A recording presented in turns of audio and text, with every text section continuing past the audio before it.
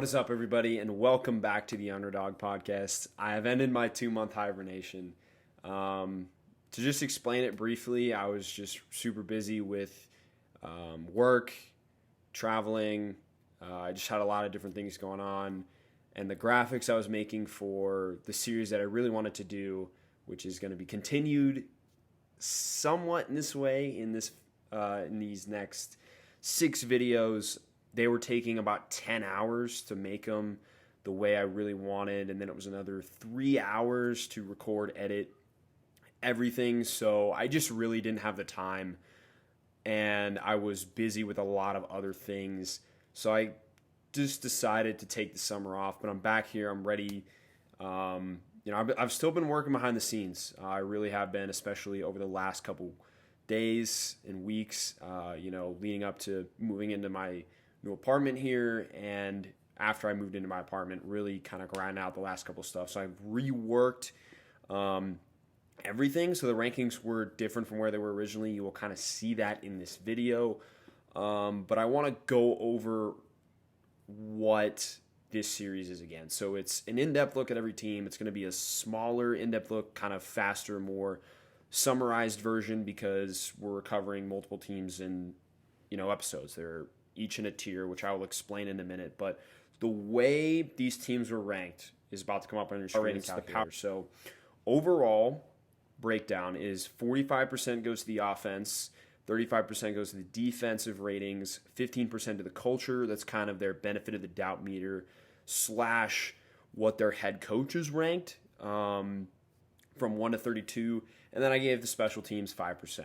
It can win or lose you games. I put it in there for that small amount of percentage. The offensive breakdown, so how that 45% is broken down, it's 33% to the quarterback, 23% to the weapons, 21% to the offensive line, 18% to the offensive coaching, and then 5% to the running backs.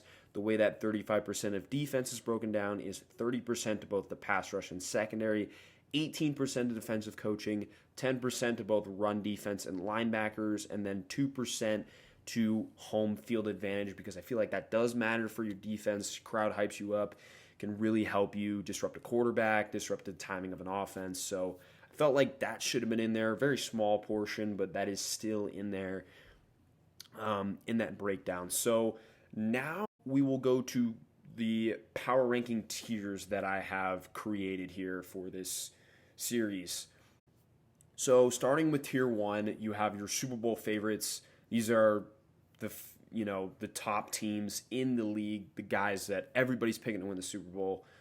No questions asked. Tier 2 are the Super Bowl contenders. These are guys that can certainly win a Super Bowl. I just don't think they are favorited. These are guys that are probably going to win their division or be very high wild card seeds if they're in a tough division like the AFC West or North. Tier 3 are my playoff teams, so teams that I believe will make the playoffs. Tier 4 are playoff hopefuls. These are teams that I'm not picking to make the playoffs, but I certainly could see them making the playoffs in one way or another. Tier 5 is unlikely to make the playoffs for whatever reason. I don't think these teams should make these playoffs, whether it's poor offense, poor defense, a combination of both, or poor coaching. And then Tier 6 is your number 1 overall pick contenders. These are the worst of the worst teams, and that's where we're going to start today, is breaking down the 4 teams that I have in this tier. So let's get right into these teams. And originally, my number 32 team was the Jacksonville Jaguars. That has changed. It is now the Houston Texans. So we're swapping AFC North teams, or AFC South teams. Sorry, my bad. Here to start with. So taking a look at the Houston Texans here, we're going to start just how we did last time with their key departures and additions. So their key departures, David Culley, stepping out the door here as head coach. I thought for what this roster was, he did the absolute best that he could. Just happened to be that his roster wasn't very good, and they decided to move on to somebody in Lovie Smith, who was the DC promoted head coach. It was a very interesting move. I don't really understand the move, partially because I don't know if Lovie Smith's necessarily an upgrade from David Culley, and they're not really much better than they were last year. So we'll see how it goes. I don't know. I respect Lovie Smith as a defensive mastermind with his Tampa 2 type stuff. Cover 5, defense. So we will see how that turns out. Tim Kelly leaves here as the OC. And then your players that you have missing, Jacob Martin, who was actually pretty good for this team last year. He heads to New York to team with Carl Lawson, John Franklin Myers, and a stout defensive line in New York. DeMarcus Walker, another kind of tweener defensive end. I think he's in Chicago now. Zach Cunningham was released in the middle of the season. They gave him a big contract. Really good run defender. Somebody that they are going to miss here as he stays in the division, heads to Tennessee. Then Justin Reed. This was the biggest criticism I had in the offseason for the Texans. They do replace him with Jalen Petrie, which we'll get to in a minute, but Justin Reed to me was probably the most underrated safety in football, if not him or Kevin Byard. It's hard to be recognized as a safety, to make the plays, the splash plays that you see like a Jesse Bates make, or like a Kevin Byard like we talked about, some of the other best safeties in the league, when you don't have great pieces in front of you in the front seven and in the secondary. And Justin Reed still made them. I just couldn't believe they let him walk out the door. It was a very reasonable price that Kansas City gave Justin Reed. So I'm really surprised that the Texans didn't match. Also trade Lonnie Johnson, who also heads to the Chiefs, I believe. Guy that could play both corner and safety. Terrence Mitchell, veteran corner, heads to New England. And Vernon Hargraves, another bust, former top 10 pick, out the door here for the Texans. So their additions, Pep Hamilton is promoted to offensive coordinator. Love this move. I think Pep Hamilton should have gotten a OC job after the work he did with Justin Herbert in his rookie season, and he ended up being offensive assistant here and then got the promotion here. Become OC, love that move. Bring in a veteran in Marlon Mack, hasn't played a ton because of injury the last couple years. Bring in Damian Pierce, who I think was my running back 3. So that's a really good move. He is projected to start, which I absolutely love. Can't wait to see him on the field.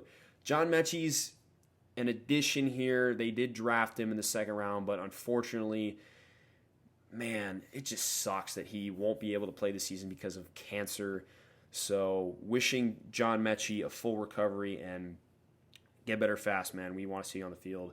Laramie Tunsil, they get back from injury, one of the best tackles in football. Kenyon Green, they drafted with one of their 2 first-round picks. Very good guard prospect. It was a little lower on him, but definitely a good pick there. Great culture guy, local Texan. So he will start at left guard for them. Immediately, they bring in A.J. Cann, who's been solid the last 2 years for Jacksonville. Definitely upgrading that spot. They had terrible guard play last season, so definitely upgrading that spot. Ogbah Okoronkwo has made some noise in preseason as an edge defender. They bring in the veteran Jerry Hughes and Mario Addison from Buffalo. Draft Christian Harris, very interesting linebacker prospect, prototype Tampa 2 guy for Lovie Smith. They bring in Derek Stingley Jr. at number 3 overall, which I called, by the way, that Derek Stingley Jr. would be a top 3 pick. I don't really have any concerns other than the injury. I don't think the motivational stuff is really going to be a problem. I think he's going to go in there and ball out. I just hope that he stays healthy. They also bring in a veteran corner, Steven Nelson, who was a starter last year for Philly. And then Jalen Petrie, a versatile safety. Played a lot of nickel at Baylor, so he can play in a bunch of different roles here for the Texans. So then we get into the, their offensive rankings here. So they're up on your screen now. Their overall offense, they're 31st. Quarterback, they're 30th. So I know some people are going to complain about this. It's why Davis Mills is this low after having a pretty good rookie season. And I just think that, he did some nice things. Good processor. I felt like his arm strength was pretty good. Good accuracy. It's just how high of a ceiling does Davis Mills really have? And how far can he take this Texans team? They don't exactly have all-around elite weapons except for like Brandon Cooks. You know, they don't have anybody that kind of jumps off the page and is like, oh, you know, that's really good for, you know, Davis Mills except Cooks. So I like Davis Mills. I think that he's, you know, could be in that like Kirk Cousins, Derek Carr tier at best. You know, if Houston were to stick with him and keep his development going and surround him with the right pieces. But I don't think he did enough really to show me that he's better than 29 other quarterbacks ahead of him. I think he, at points, was probably the second best rookie quarterback last year, but at points he was also probably the worst of the first-round picks plus him. So I feel like he just needs to get more consistent, honestly. There were some games where he played very, very well, like against New England, against the Los Angeles Chargers, and there were other games where he just did not play well at all. Excuse me. Moving on to their running backs and backup quarterbacks, by the way, there's really no one to take his job. They've got Kyle Allen, Jeff Driscoll, and Kevin Hogan, guys that will have no threat whatsoever to take his job. So moving on to the running backs, they ranked 31st. No disrespect to anybody they have there, but I mean, I love Damian Pierce, don't get me wrong. I think Damian Pierce is going to be really solid running back from day one. Be a nice bell cow. Could be a 3-down guy. I think Rex Burkhead will probably take his snaps, and he's a decent 3rd-down running back, scat back option. Marlon Mack's a nice change of pace back. And then you got some other guys like Royce Freeman, Daria Ogunbowale, Scotty Phillips, Darius Anderson, that just don't really excite you. They don't really have anybody that, like, you know, jumps off the page, kind of what I've been saying here. Damian Pierce, I think, is going to have a really solid rookie season. It's just tough to project with, you know, an O-line that's good, not great, and how much of Damian Pierce we're going to see with Rex Burkhead there, with Royce Freeman there, and with Marlon Mack there. He's slated to be the starter, but how many carries are they going to give Houston? If they give him more, I could see them being easily like 24 to 22 on this list. I just don't know how much they're going to trust Damian Pierce right away and give him those carries. Moving on to the weapons. So this is receivers, tight ends, and then running backs as a receiving grade. They're 27th. Listen, I love Brandon Cooks. His consistency is amazing. He just like pounds out 1,000-yard seasons. Really, really good receiver. Phenomenal hands. Really good route runner. He's just always open. You know, finds this, you know, hole in the soft zone. Gets open. Nico Collins behind him, I really liked coming out of Michigan. I think that he can take a next step and be a really solid receiver too. With Mechie hurt, or I guess, you know, hurt and has cancer, this receiver room really takes a hit because then you have Chris Conley, who's kind of at a solid like back end of his career, but he's nothing special. Chris Moore, Phillip Dorsett, Deshaun Hamilton, not great. I like Brevin Jordan at tight end. I'm expecting him to take another jump, but behind him, Farrell Brown is kind of like a, you know, mix between tight end and a fullback. Deegan Cotoriano, I hated. Anthony Auclair, whatever. So it's really Brandon Cooks. I'm expecting Nico Collins to take another step, and then Brevin Jordan as well to take another step. But other than that, man, they really don't have much here, which is why they ranked 27th. You know, not the worst, but certainly, excuse me, could improve. And then O-line ranking. This is the highest ranking they have across the board, offense or defense. It is 18th.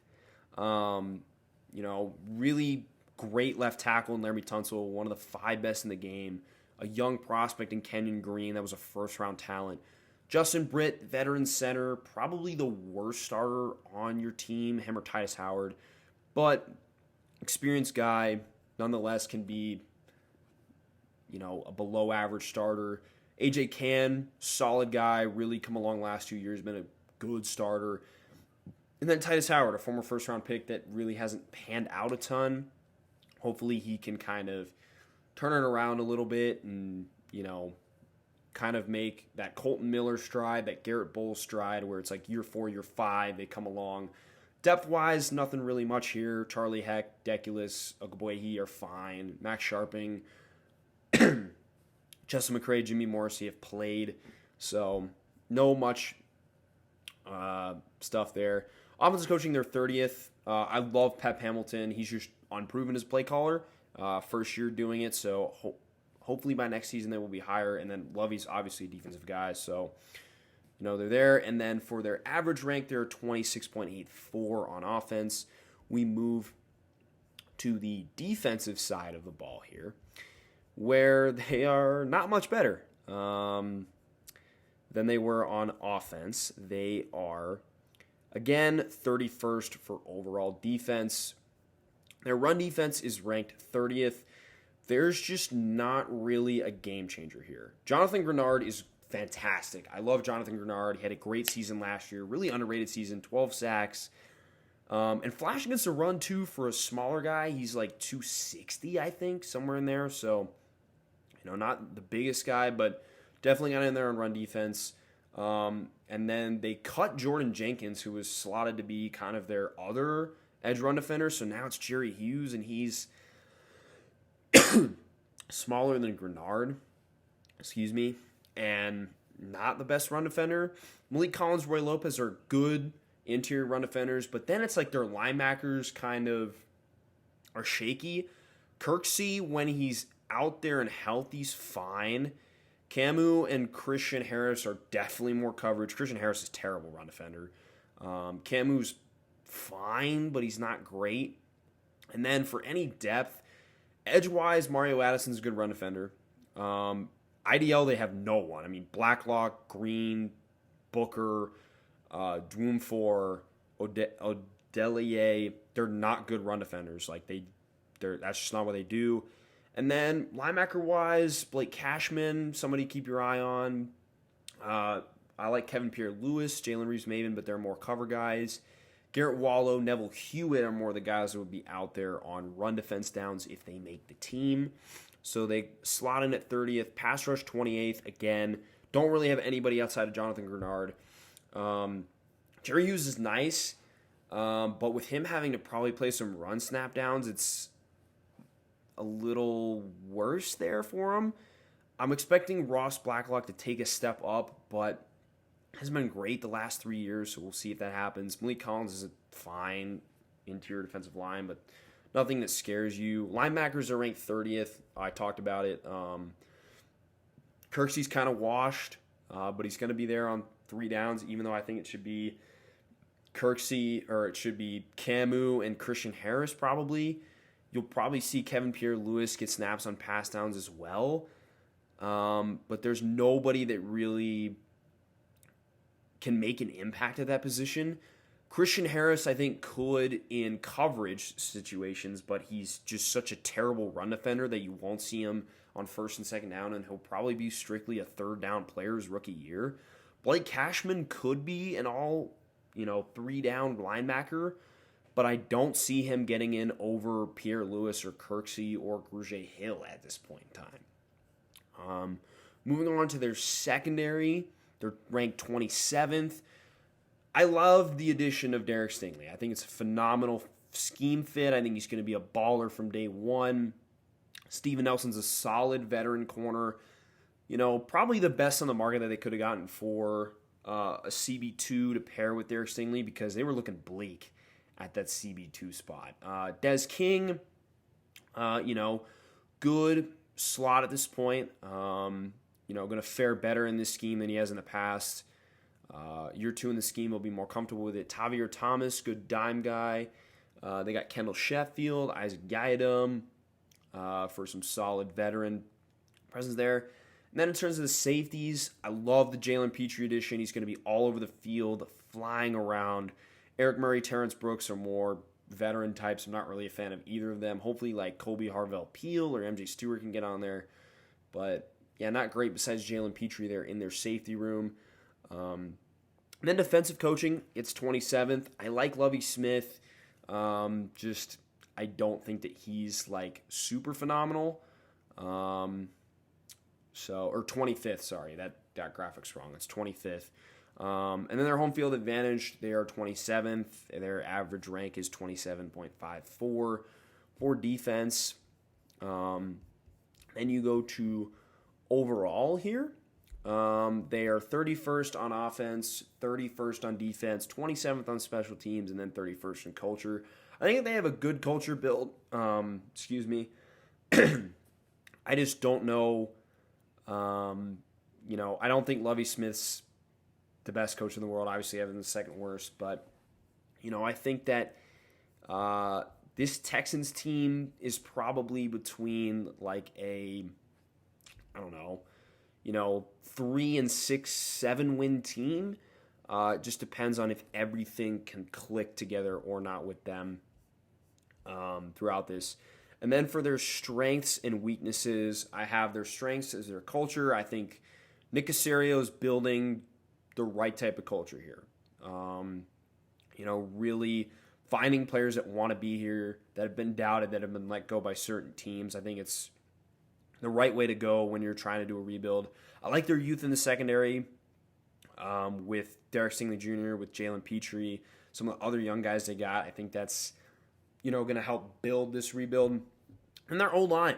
Their O-line is really solid for a rebuilding team with a young quarterback they're trying to evaluate. That is a nice step towards becoming a winning team.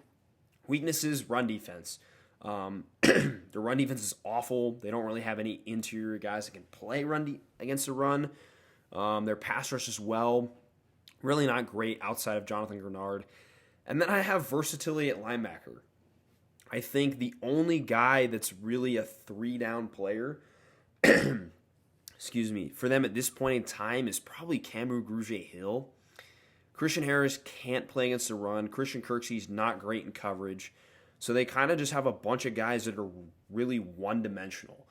And in a Tampa 2 style defense that Lovie Smith's going to run, you need to be a versatile linebacker, which I think is going to hurt them in the long run on defense. So that is a wrap-up of the Houston Texans at 32 for our power ranking right there. So now moving on to our next team, just trading places with Houston Texans up to 31 is the Jacksonville Jaguars. So I covered this team very in-depth at the beginning of the summer. Not much has really changed since then other than slight movement of the rankings. So I'm going to go through the Jags pretty quickly here. I'm going to revisit their key departures and additions, starting with getting rid of their entire staff. Urban Meyer, Darrell Bevell, Joe Cullen, all gone. Urban Meyer gets title for worst head coach in NFL history. They lose their best receiver in DJ Chark, let him walk out the door. Something I wouldn't have done if I was GM, but they do here. They lose A.J. Cann, one of their starting guards. Andrew Norwell, another one of their starting guards. Brandon Linder, their starting center. One of the most underrated players in football, retires. Jihad Ward, an edge defender that played like 500 snaps for them, out the door. And then the most egregious move is cutting Miles Jack here, which is, I still don't understand it to this day. But moving to their additions, they get a new regime: Doug Peterson, Press Taylor, Mike Caldwell. It's an upgrade, but how much enough of an upgrade is it really? They get Travis Etienne back from injury, who I'm very excited to see play. They pay Christian Kirk an absurd amount of money to be their wide receiver 1. They pay Zay Jones, who's a decent receiver, added to this group. They gamble on Evan Ingram here. Tight end, they draft Luke Fortner, who I was really high on, out of Kentucky. Bring in Brandon Scherf, which was a really good move, along with Lorenzo Carter, 2 very good, underrated players. They draft Trayvon Walker at number 1 overall, which was questionable, to say the least. Devin Lloyd, they trade up to get him in the first round, although they could have just kept Miles Jack. I don't know, but they did what they did. They bring in Foye Seydoux-Lucan again, pay somebody an absurd amount of money. They draft Chad Muma in the 3rd round, and then they bring in Darius Williams to play slot corner when he's an outside corner. Yeah, you can say I'm very low on the Jags moves this offseason. I'm just screwing with you, Jags fans, but seriously, though, those were all truths to my statement. Offense, so I don't remember what they were last time or whatever, but now their overall offense is 29th. Their quarterback ranking is 20th, and this is updated with Deshaun Watson's suspension, so it's 20th. I will explain that ranking when we get to it. The running back rankings are 15th, so they move up a bunch there.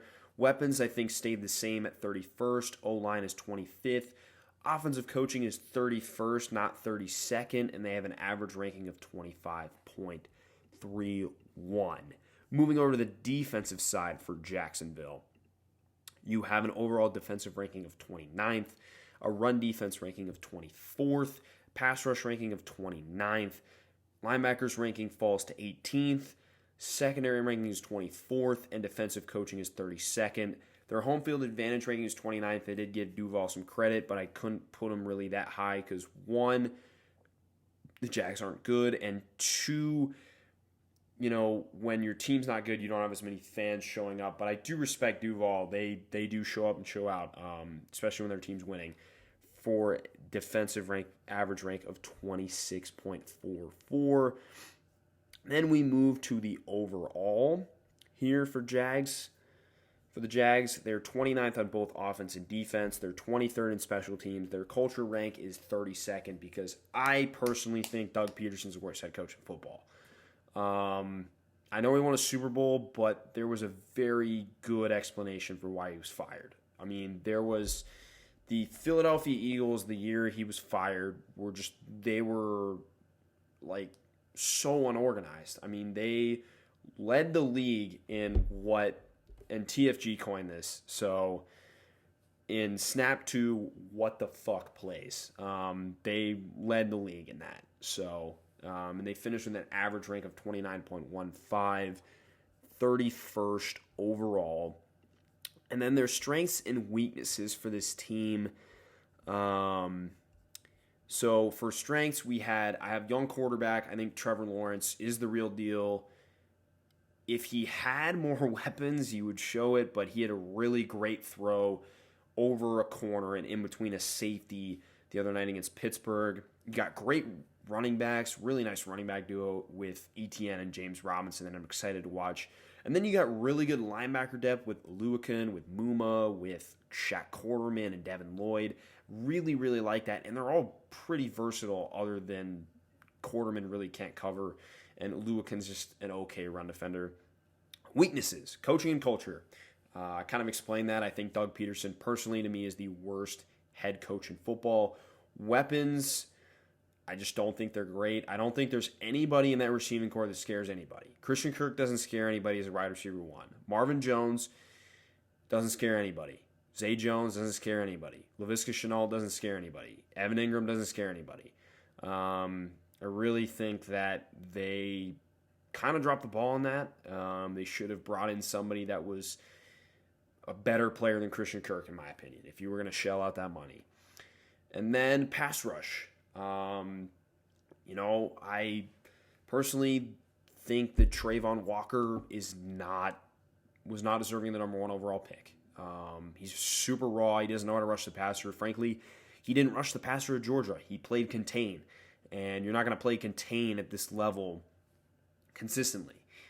Outside of Josh Allen, they don't have much else. I mean, their best interior is Roy Robertson Harris, he would be like a third interior defensive lineman, pass rusher coming off the bench on a championship team. So there you have our 31st team in Jacksonville. And moving on to a new team that has not been announced at all, that has not been announced on my channel. It is the Chicago Bears, coming in at the number 30 team. And, I was hoping for this team to be more like 25, when I first came up with the idea to doing these rankings. But, then the draft happened and it was super just weird. I don't want to say underwhelming because they added pieces they needed. It was just the wrong pieces I thought they were going to add, personally. So starting with their key departures and additions, we have Matt Nagy leaving as head coach, going back to Kansas City, and Sean Desai leaving as the defensive coordinator. Matt Nagy, man, he does get a lot of hate, and I honestly think that he somewhat deserved it, somewhat didn't. I think there were parts of the failure of the Chicago Bears, after they built that amazing defense, and then made the playoffs and lost because of the double doink. But there's also pieces of it that, were a major part of it. I think he screwed up Mitch Trubisky's development for sure. So he leaves. Sean Desai leaves with him. Ryan Pace is out as GM. In terms of guys that they're missing, Damiere Byrd, who played a lot of snaps for this team last season. Allen Robinson, who was a top 10 receiver before they just completely destroyed his, trend to superstardom last year. They just didn't know how to use him for some reason. Jimmy Graham at tight end opens up the door for Cole Kmet. James Daniels, who I wouldn't have let out the building personally. Versatile guy, can play center or guard. Heads to Pittsburgh, I believe. Jason Peters, I don't know if he's retired or not. He's just not signed currently, I don't think. They lose Jermaine Ifedi, who was their swing tackle last season. And they lose Eddie Goldman, really good interior defensive lineman, along with Akeem Hicks, Bilal Nichols, core guys of that really good Bears defense from like 2018-19. Lose the best player on their team in Khalil Mack, who arguably is like a top 3 edge rusher in football when healthy, if not the best. Sorry, Myles Garrett and TJ Watt fans out there. And they also lose a couple of more veterans in Alec Ogletree and Deshaun Gibson. Not really much. The additions, they add Matt Eberflus, who I'm a big fan of. Really like Matt Eberflus. Luke Getsy coming in here from Green Bay. Solid offensive coordinator hiring. Ryan Poles in at GM. Kari Blasingame, one of the best fullbacks in football. Draft Velous Jones at receiver. Interesting gadget-type guy. We'll see how that turns out. They bring in Byron Pringle over from the Chiefs, deep threat. Lucas Patrick, solid veteran interior offensive lineman. Tevin Jenkins comes back from injury. Justin Jones bring in as a quality starter for them on the interior. Al-Qadim Muhammad comes over from Indianapolis with Matt Eberflus, and then they draft Kyler Gordon and Jaquan Brisker. So moving into their offensive rankings here. And this is going to be a doozy because they are the worst offense in the league. And it's not that close, in my opinion. It's really not that close. So you start with quarterback, and some people are going to be angry about this ranking. And frankly, I don't care. Justin Fields is a bottom 5 quarterback in football right now. And I don't know how much of blame I want to put on him. I kind of want to say it's 50-50. But anyways, Fields is a phenomenal athlete. He's a phenomenal talent. He's got a really nice arm. He showed off the deep ball last year. I think that was really something people haven't talked about a lot. Justin Fields' deep ball last season was really good. Justin Fields was able to, on occasion, use his athleticism to make plays when the play broke down. But where Justin Fields really struggles, and I said this when he came out of Ohio State, is he struggles to read the field. And part of that is Ohio State's offense. It's a very locked in on one read type offense. And it's not all about looking through your progressions and stuff. Which is why Luke Getsy coming in here is big for Justin Fields, because it brings in that Shanahan-style offense where it's more, okay, we're scheming stuff open, is more one-read stuff and run. So I actually really like the fit of Fields in this new offense. The reason that I don't think he will end the season higher than 20 max is because he doesn't have the pieces around him to help him ascend. So the best he has around him is running backs. in David Montgomery and Khalil Herbert and Darrynton Evans. But he just has no help on the weapons in O-line, which, spoiler alert, they're both ranked 32nd.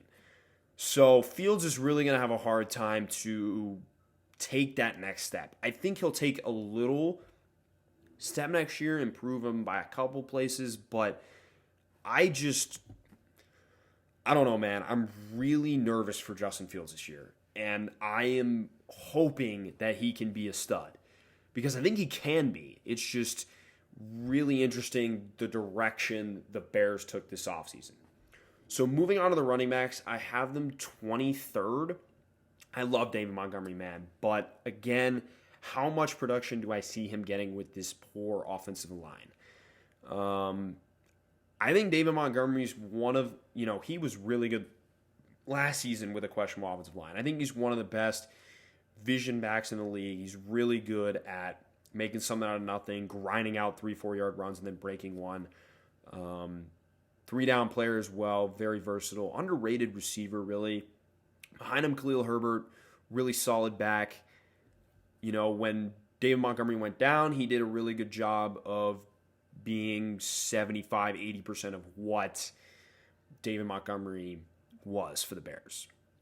Can do it all, can catch, footballs, can run pretty good routes for a running back, and run between the tackles, run outside. Darrynton Evans, Treston Ebner, solid depth pieces there. I like Darrynton Evans when he came out of App State. Got a little, got some dog in him. And then Treston Ebner coming over from Baylor. Good receiving back. It'll be interesting to see him there. And then notable fullback alert with Kari Blasingame, one of the best in the game. Very good lead blocker, so that will help David Montgomery and Khalil Herbert get better runs as well. So then we go to the weapons, and it's 32nd, like I said.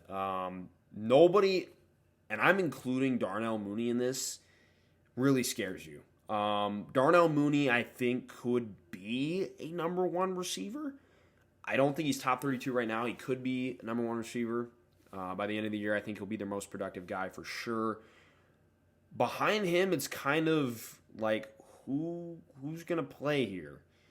You have Velous Jones, who I think will be probably your slot gadget-type player. They're going to scheme him up on jet touch passes, jet sweeps, bubbles, screens, RPO stuff, slants. Just get the ball to him in his hands. He's a dynamic player, and I like Velous Jones.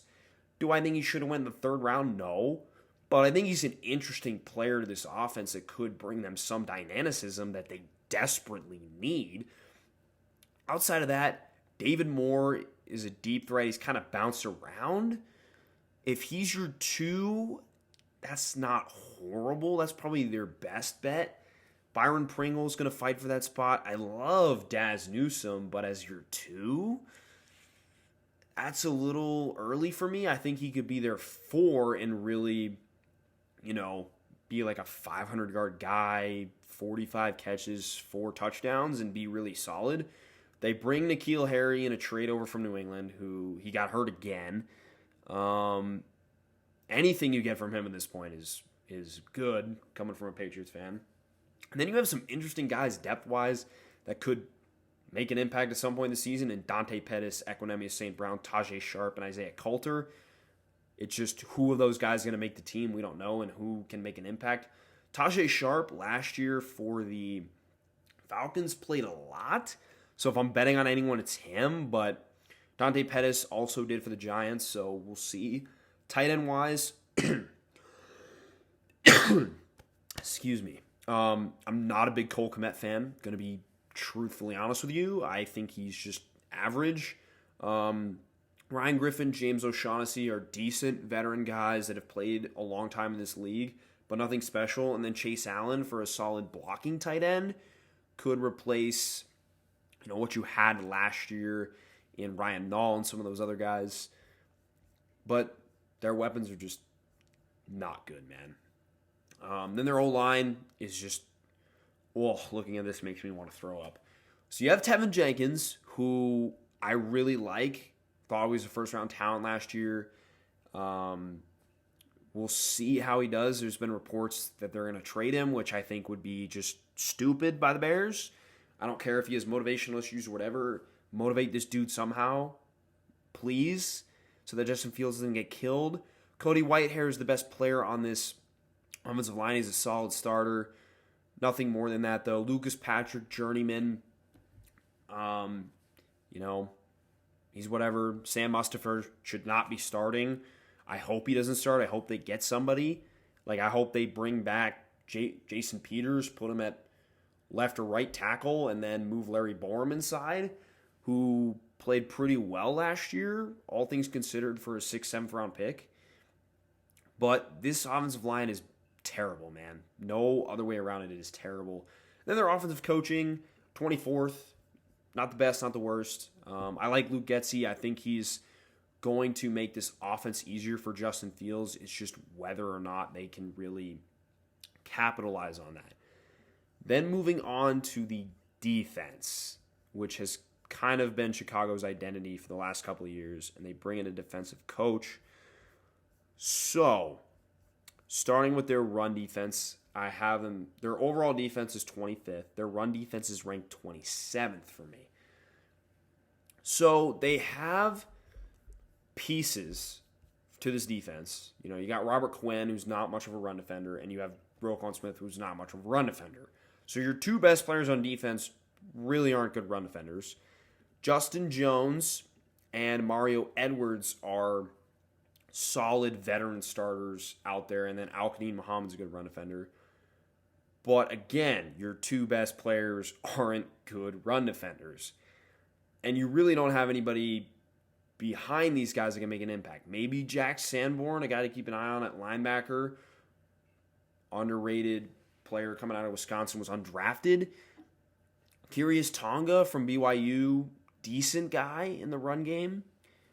Stopping the run, but there's no one on the edge, really. Travis Gibson's not a great run defender.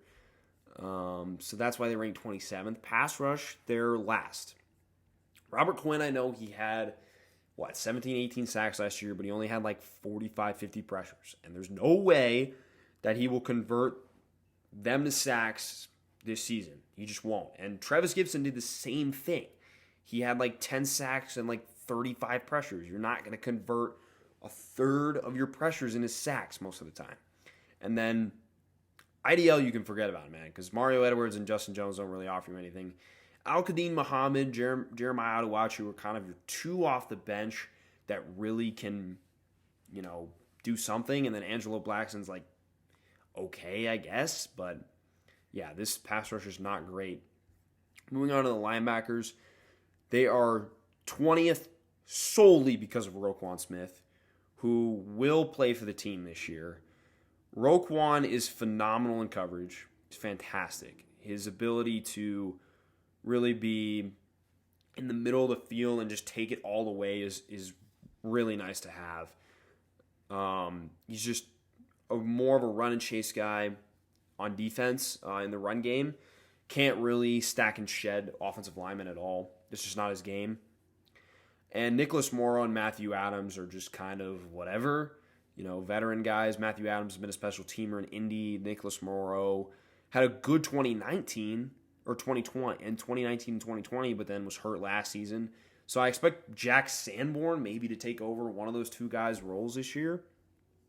Secondary, they're ranked 29th. They have a lot of youth here that I really like. Loved the Jalen Johnson pick when they took him in the second round. I think he's a phenomenal player out of Utah, only going to get better. Kyler Gordon, I think, is going to be probably a really good CB2, maybe a, CB1 at some point. I thought it was a good pick in the second round, something they needed for sure. Tavon Young, solid slot guy. Then they got Duke Shelley, Thomas Graham, Kendall Vilder. One of those guys is going to step up and play that slot or that dime corner role. We'll see who's able to do it. My bet would be Thomas Graham from Oregon, but we'll see kind of how that works out. So they're just really young, unproven. Eddie Jackson really hasn't been the same since 2018, 19 when he had Adrian Amos next to him. They draft Jaquan Brisker, who's making some plays in the preseason. Really solid all-around safety from Penn State. Going to stay in the box, guard tight ends, act as an extra linebacker in the run game. Then they pick up Dane Cruikshank, which is a really underrated pickup. Going to be a really solid third safety. Great special teamer as well. Super, super fast out there. And then DeAndre Houston Carson is a fourth safety as well for that depth. Defensive coaching is next. They are 7th. I'm really high on Matt Eberflus. I think that's what really boosts this defense to overall to 25. And then home field advantage, they are 12th as well. So they come in with an average ranking of 24.5. Then we move to the overall here. And for the Bears, overall, obviously, they're our 30th team. Offensively, they're 32nd. Again, we talked about it. Just poor weapons, poor offensive line. Defense are 25th. Special teams, they're 13th. Culture, they're 24th. I like Matt Eberflus.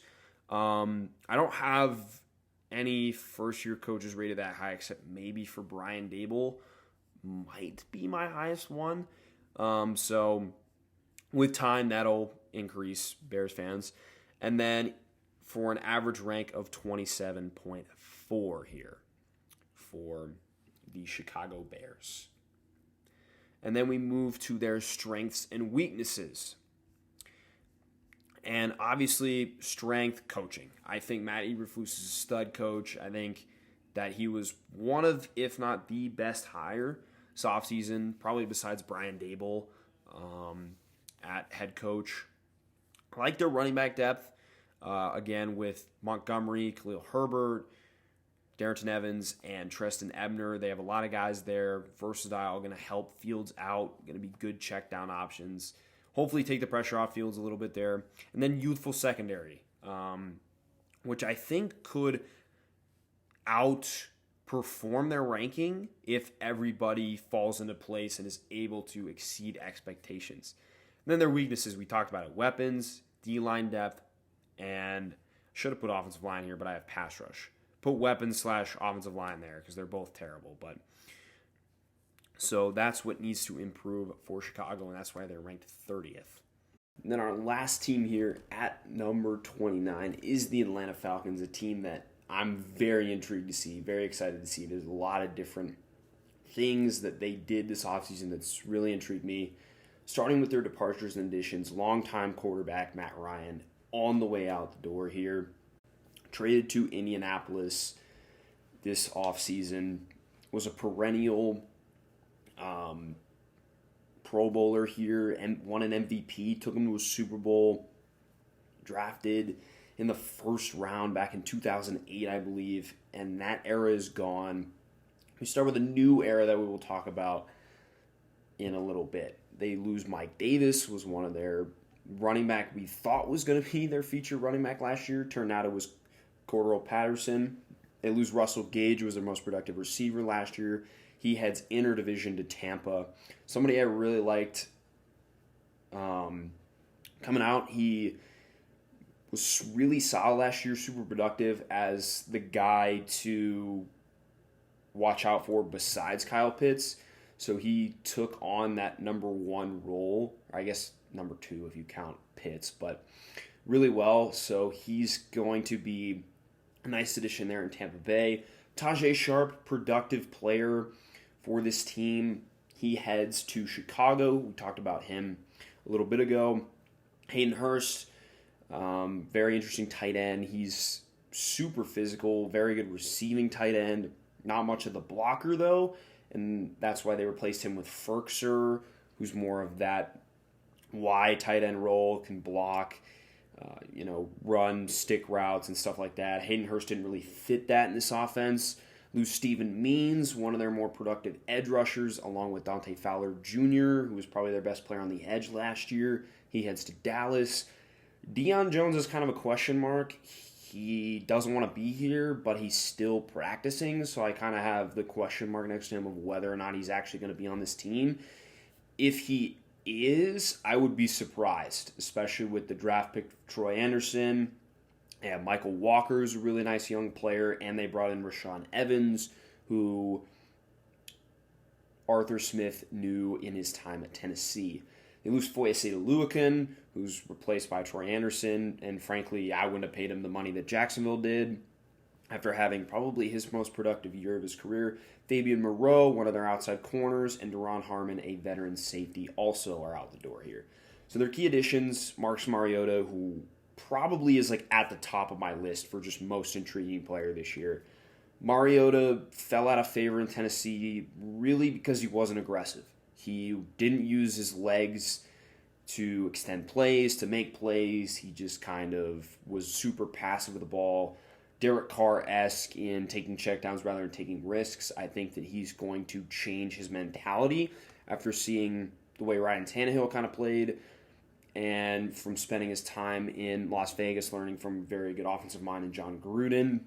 I think that he will improve here, but I don't know when, but I think Ritter will at some point this year be the starter, probably ultimately when this team is knocked out of playoff contention. And speaking of Desmond Ritter, he is here on my list. He was my QB3 in this year's draft class. I did really like Ritter. I thought he was on par with Prescott in terms of athletic ability, play extension, accuracy, less accurate than Dak, but accuracy, throw power, stuff like that. I think that Ritter in this offense makes a lot of sense. And if Atlanta was going to draft a quarterback, it was going to be Desmond Ritter. Just, it's weird with the timeline because Atlanta this season, obviously I have them in a number one pick contender situation. If they land a number one pick and Bryce Young's on the board, they're going to take him. I would be shocked if they didn't, unless if they went with like a Will Anderson or somebody like that.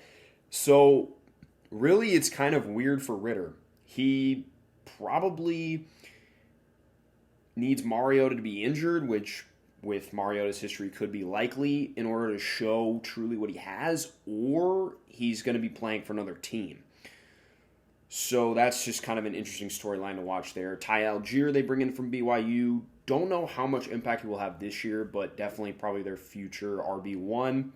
Drake London, who was my wide receiver 2. Big body, explosive. Not as great of a route runner, but he more uses his body for separation rather than actual like finesse. More DeAndre Hopkins-esque. I think he could be at that level at some point. So it's really interesting too. With you add in Bryan Edwards here, those guys are like 6'3" and above. Drake London, Bryan Edwards, and Kyle Pitts. It's going to be very hard for teams to match up against them. So they're going to be a matchup problem. You throw in Auden Tate there as well. He's another big-bodied receiver. It's going to be hard for teams to match up with them corner-wise because most corners are around like the 6 feet range, and these guys are all well over 6 foot. So it's a very interesting dynamic from that perspective, and I'm interested to see how Arthur Smith, one of the best offensive minds in football, uses them. Talk about Ferkser a little bit. He's going to play that wide tight end role, the more blocking role and, running sticks and curls, in routes, stuff like that, whereas Pitts is going to be used more like as a receiver type. Arnold Ebiketie, really liked him out of Penn State, edge rusher. He's like another player they added here in Lorenzo Carter, where he's more speed, bend, and makes hustle plays in the run game. So I'm interested to see these guys. Liked both of them coming out. Lorenzo Carter was really high on. I thought he probably should have been a first-round pick. He hasn't really worked out. Dealt with some injuries. I'm really excited to see if Atlanta can unlock his potential here. And then Troy Anderson, shout out Big Sky Conference. One of the most versatile players in this draft class. Compared really well to Isaiah Simmons athletically. I think they're going to slowly bring him in here, but he's a 3-down player in my book, no doubt about it. Rashaan Evans, more of that thumper linebacker, early down run defender. Nick Witkowski, a veteran linebacker they bring in here as well. And Casey Hayward, who's been a solid corner for his entire career. Played in many different schemes. Good addition to this team to pair somebody with A.J. Tyrell that isn't completely horrible. So then we move on to the offensive rankings here. And their overall offense is 27th. I don't think they are the worst, but certainly more towards the back than the front. Starting with the quarterback, they are 29th. And don't get me wrong, I want to see Mariota succeed. I would love to see Mariota be like a top 20 quarterback this season, ball out, and put this Atlanta team more towards like the 8th or 9th pick rather than like the top 4, which I have him here. But I'm trying to be realistic. And Mariota hasn't played since 19 as a starter. We've seen him a little bit in Vegas. He had that really nice game where Carr had that groin injury, came in and balled out. So if he can do that every game, that'd be amazing. But I'm just not expecting it this year for Mariota, especially with the weapons he has around him. They're not great. Ritter behind him. Again, we talked about him. I think Ritter does have a chance here to prove he can be the starting quarterback. I had him as a first or second round grade. I think Ritter will get an opportunity this season. Just depends on, I think, either if Mariota gets hurt or they're out of playoff contention. I think you throw Ritter out there and say, hey, let's see what you got, kid. And then Felipe Franks there is your third string quarterback. Moving on to the running backs, I have them at 30th. And people are going to be maybe a little bit surprised they're this high, in fact. A lot of people have them dead last. I don't have them dead last. I actually have a very good team whose running backs are dead last, but that's for another day. I'm 30th. I think Patterson's a very interesting running back. Obviously, converted wide receiver, really good kick returner, but he's bigger, like 225, 230 bigger. So he's very hard to bring down, which you don't really think about that when you think about Cordarrelle Patterson because he's always speed, but he really is a bigger back, and he can run in between the tackles, which is very unique for a player of his ability. And also, you got that wide zone influence there from Arthur Smith that he is very good with as well. But as a runner, he's a lower tier running back. As a receiver, he's one of the best. And you can flex him out there in as a wideout, as he has done his entire career before he came to Atlanta. And he really becomes a problem and really a matchup nightmare. You saw games where Patterson was just eating people up in the receiving game because they were putting a linebacker on him and no one could cover him. They pick up Damian Williams here as their backup. Really solid guy. Probably should have been Super Bowl MVP for the Chiefs. Had an okay season last year for Chicago after sitting the year out because of COVID. So we'll see how he does there. I kind of like that one too. And then with Ty Algiere there, it's a really good trio of different skill sets. They're just not very highly ranked, obviously.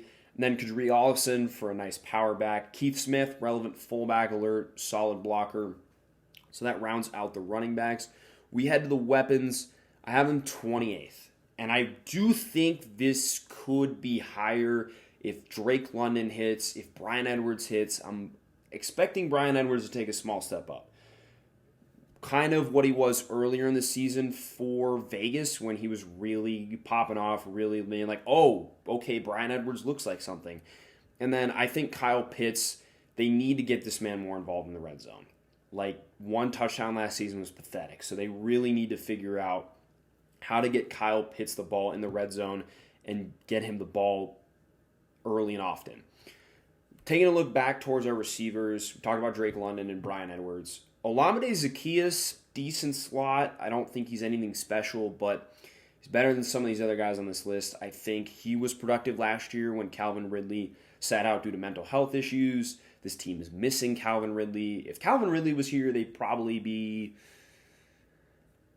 20, maybe a little bit higher than that, but, not having Ridley here makes a big difference for sure. They bring in Damiere Byrd, who's been productive the last 2 years for New England and Chicago, respectively. More of a deep threat guy. Auden Tate's there as well. They brought him in from Cincy. We talked about him. Then their depth pieces. Geronimo Allison, whatever. He hasn't been able to stick around with Green Bay and Detroit.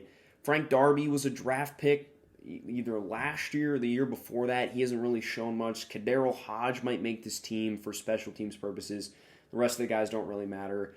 They don't really have very much tight end depth. John Fitzpatrick, look out for him for more of a blocking role. Parker Hesse might make the team as well. But overall, their weapons are not great here at 28th. Their O-line is ranked 19th for me. I think they're a solid offensive line group. You got the veteran Jake Matthews at left tackle, solid pass protector, decent run blocker. Jalen Mayfield was probably one of the worst players in football last year as a pass protector. He's just horrendous. He's good against the run. He can get out on those wide zones. He's very athletic, but he just really struggled against power in his rookie year for the Atlanta Falcons. Matt Hennessy, solid center. I think that he probably can take that next jump, being like a top 15, 10 center argument. Chris Lindstrom, I love. I think he is an absolute stud. Pro Bowl candidate this year for me. Best player on their offensive line. Caleb McGarry, he hasn't come along as a first-round pick out of Washington. Maybe he can take that next step to being a solid tackle option. But if he doesn't hold up, they have Elijah Wilkinson, Jermaine Ifedi, who have played a lot of football. Good backup tackles there with experience. Ifedi also can play inside as well. Then they have Drew Dahlman there, who if Jalen Mayfield really struggles, they can throw out there. He's more of a center, but a good draft pick there out of Stanford. A notable guy there in the depth. And then for their offensive coaching, I have them 9th. Arthur Smith's one of the most brilliant minds in football. I'm a really big fan. I hope that he can get this team to more, like I said, the 8th, 10th pick, I think, is their ceiling. I have them as the 4th here. So it just comes down to, can he find a way to utilize Drake London, Kyle Pitts effectively, and can Mariota stay healthy and be the guy that he was supposed to be coming out of Oregon? So their average rank is 23.12 there for the Atlanta Falcons. Then we move over to the defensive side of the ball, which I can't say I'm as optimistic about as the offense. So the defense for Atlanta comes in at 30th. And it starts with the run defense. They just don't have anybody that's purely run defender on the front four besides Grady Jarrett. And Grady Jarrett's more of a pass rusher. He's an absolute stud. Probably a top 5 interior defensive lineman, if not top 3. But he is phenomenal. So they're in a base 3-4 here. So you got Grady Jarrett, the nose tackle Anthony Rush, who's a good player. He's probably an average nose tackle. Daquan Graham's not great. You hope Marlon Davidson could be that guy, but he has not shown a lick of that as a run defender, or a pass rusher has been even worse. I mean, he had 300-something pass rush snaps without a pressure, which is just, I have no words for that. Your edge defenders, we talked about Ebiketie and Carter a little bit. They're more lighter guys, so they're not exactly built for run defense. Lorenzo Carter could do it. He's like 250, around there. He just hasn't shown that ability since he came to the NFL, and Arnold Ebiketie is like 230, so good luck with him in run defense. Your linebackers are more suited for it. Michael Walker's a really good run defender, and he's come along in coverage. I really like him. I think he's going to be a really good player in this league. Rashaan Evans' specialty is run defense, thumping, getting through gaps and just obliterating dudes. And then Troy Anderson, very good run defender in his own right as well. So I like that trio of linebackers. It's just more so their front four is, or I guess 5 in this case, is not great. There's no really notable guys here for depth in terms of run defense. I mean, Marlon Davidson's a young guy. Hopefully he can turn it on. Nick Thurman, decent player there, but nothing really special. Moving on to their pass rush, I have them 31st. I almost put them last, but I think out of respect to Grady Jarrett, I put them 31st because Grady Jarrett literally was the entire Atlanta pass rush. Last season, Atlanta had 18 sacks in 17 games. That is just terrible. I think you can expect a little bit more than that with Ebiketie and Carter. I believe in those guys as pass rushers. I know that's more out on a limb, especially for Lorenzo Carter, but I think that they could produce here. I really think they could have like a Vic Beasley type year. Daquan Graham is not anything special at all next to Grady Jarrett. He's a below average pass rusher. and they don't have anything behind them. So really it's all on Grady Jarrett, Arnold Ebiketie, and Lorenzo Carter to get pressure. Can they do it? We'll see. Tampa's O-line's pretty good. Carolina's O-line is not great, and New Orleans' line is pretty good. So those are the teams they're going to be facing twice a year. In terms of the other teams, we'll see if they can get some pass rush. But I do have more optimism for this group because I think Arnold Ebiketie's a stud. And I'm been a firm believer in Lorenzo Carter since he came out. I just think he needs the right opportunity, and I think this is that opportunity. Linebacker-wise for Atlanta, they're ranked 17th. That is currently with Deion Jones, although I don't know if he's going to play. We've talked about this group in depth. Rashaan Evans, again, more of your thumping Mike linebacker, who's going to be in on early downs, stopping the run. He's a really good stack and shed guy, gets a lot of tackles in the backfield. Michael Walker, same kind of thing. He's going to be more of your Sam. A little bit of a hybrid, can blitz a little bit. Very good against the run, stack shed guy, and has come along in coverage. He made some nice plays last season in zone coverage, reading the quarterback size, so I look for him to continue to develop in zone coverage there. Troy Anderson, stud, talked about it, 3-down player, super athletic, can take on linemen in the run game, can cover in the pass game, man-to-man or in zone. He's going to be probably their starter next to Michael Walker by middle of the season, my bet. And then Nick Witkowski, another good veteran. That's jack of all trades, master of none type guy. You can put him in against the run. You can put him in against the pass.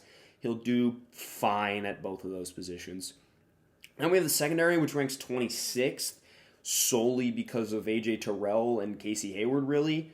So A.J. Tyrell was probably the best corner in the NFL last year in terms of locking people down. Do I think he's the best corner in the league? No. Do I think he's top 5? It's probably right there, if not, yes. Tyrell is fantastic in man coverage. He will take away your opponent's number one receiver just like that. I mean, he's blanket over him. You won't see him for most of the day. And it was remarkable he did it with nobody around him, and he made that leap so fast. I mean, we're talking about one of the best up-and-coming corners in the game. Casey Hayward next to him has played in just about every scheme, zone, man, whatever. Very solid veteran corner, really smart, heady player. Not going to make very many mistakes. I do expect some slight regression from him, but I think he's way better than anybody you have here. Your CB3, I'm projecting Isaiah Oliver, who I did really like out of Colorado because he's lengthy. He's very good in the press, could play some man coverage. His zone is just not great. And I think with Dean Pease, they're going to go to more of a man. He's not as agile as you want in a slot corner, but I do think he can be better than he has been. And for whatever reason, he just hasn't worked out here. He does have a really big opportunity to show that he can be a starting corner in this league. Whether or not he does it is a different question. And then behind them, it is rough. Avery Williams is probably your dime. Not exactly,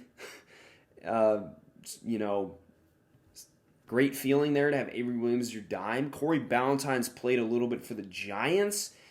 If there's anybody out of the rest of these group, I'm probably picking him. Mike Ford has kind of been in and out of lineups. Same with Cornell Armstrong. Almost thinking you play like Richie Grant there as your dime and then have Eric Harris, Dean Marlowe as your safeties.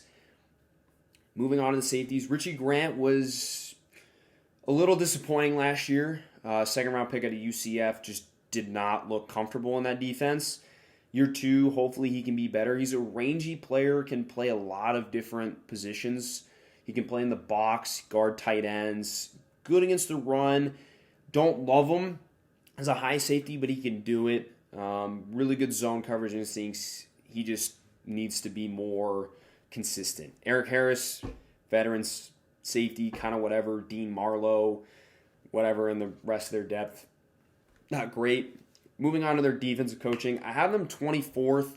A lot of people are kind of out on Dean Pease. I'm kind of still there with him. I think he can get something out of this group. He got something out of A.J. Tyrell, so maybe he can squeeze some extra motivation out of these guys and get them to play above their ranking. And then home field, I have them 26th for the Atlanta Falcons. So, and we go to overall here, and they have an average rank of 26.54 for defense. We go to overall, and their overall offense, 27th. Overall defense, 30th. Special teams ranked 20th. Pretty good kicker there in Younghoe Koo. Solid punter as well. Culture rank, I have them 23rd. I think Arthur Smith's a good head coach. Got probably the most out of that team last year in Atlanta. He just, obviously, they're in a rebuild. We'll see what he can do this year with his team. And then maybe you get a more optimistic view out of that. But I personally think that Atlanta is in for a rougher season this year than fans might like. So they finished with an average rank of 27.1, which gives them 29th. Their strengths and weaknesses here, I have offensive coaching as a strength. Arthur Smith, one of the best offensive coaches in the league. I think he's on the rise to being one of the best coaches in the league, period. Their youth, I really like. They got youth at receiver, got some youth at running back, tight end, offensive line, pass rusher. So if that youth can become from unproven talent to proven talent, then you're talking about a team looking into 2023 as maybe fighting for a playoff spot. Then the other strength I have is A.J. Tyrell. You got one of the best corners in football. Helps that secondary out tremendously, so he is a strength there. Weaknesses, I talked about unproven talent. You got guys like Drake London, Desmond Ritter, Ty Algiere, Arnold Ebiketie, Lorenzo Carter, Michael Walker, Isaiah Oliver, guys that just, Richie Grant, guys that just, we know the talent is in there. Can that come out in this 2022 season? I have pass rush as another weakness. Just outside of the three, Ebiketie, Carter, and Jarrett, it's really, you don't know where it's coming from. And Ebiketie and Carter are going to be, they're going to struggle, I think, at first, and then they'll probably start to figure it out later in the season. And then I have secondary depth as weakness. Outside of Tyrell, Hayward, and maybe Grant if he takes that step up, there's not a whole lot there in the secondary for Atlanta. But A.J. Tyrell definitely does make that easier for them. So that is all today for Tier 6. I know this was a pretty long video. I'm going to try and shorten them up, but there's a lot to talk about. Maybe I'll only highlight some certain points in the next videos, but I'm just kind of getting back into a rhythm. It's been a while since I've recorded, so bear with me, guys, please. But thanks for watching, everybody. Let me know what you think of these rankings in the comments below. If you disagree with anything, if you agree with anything, let me know. I'm always here for your opinions. But anyways, guys, have a great day and peace.